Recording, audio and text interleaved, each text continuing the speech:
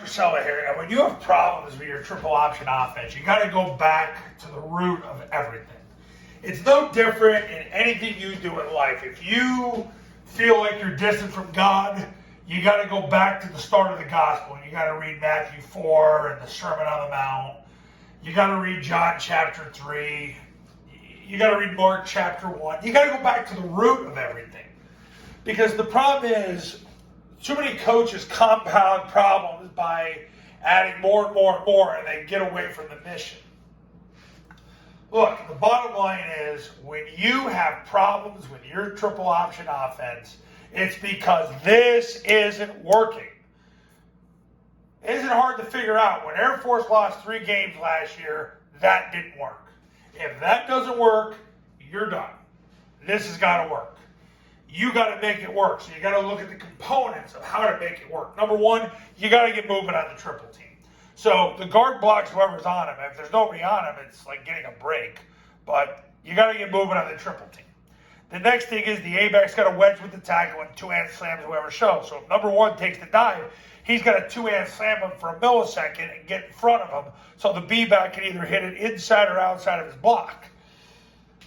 The backside guard's got to sprint through the spine of the center. And a lot of it is he's got to steal second base. You need guys who can run.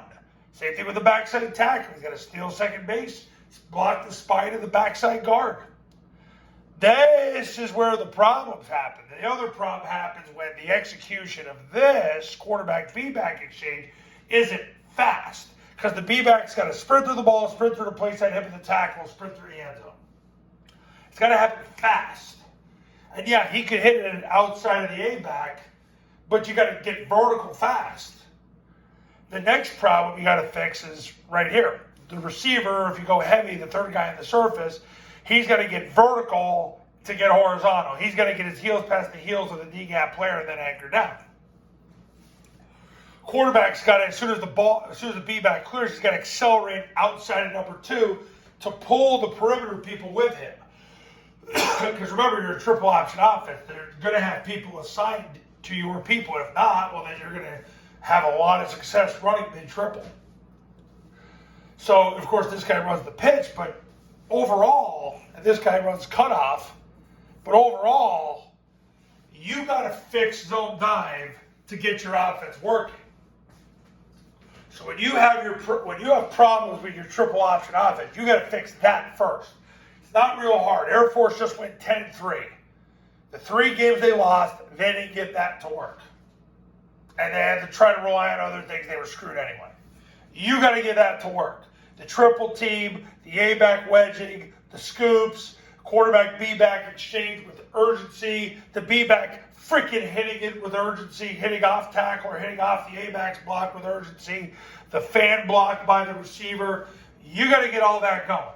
You get that going, you're not really losing. Because if you average 4 push yards on first down, you would have led the NFL in rushing since the 1985 Bears. How does that translate to you? 4 push yards on first down is a big freaking deal.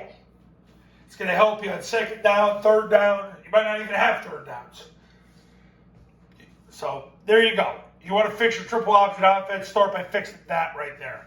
Coaches, you want to win right now, call me. My number's on the thumbnail of this video, so is my website. Triple Option Football Academy, Triple Option Football Academy camps will show you how. We'll talk soon.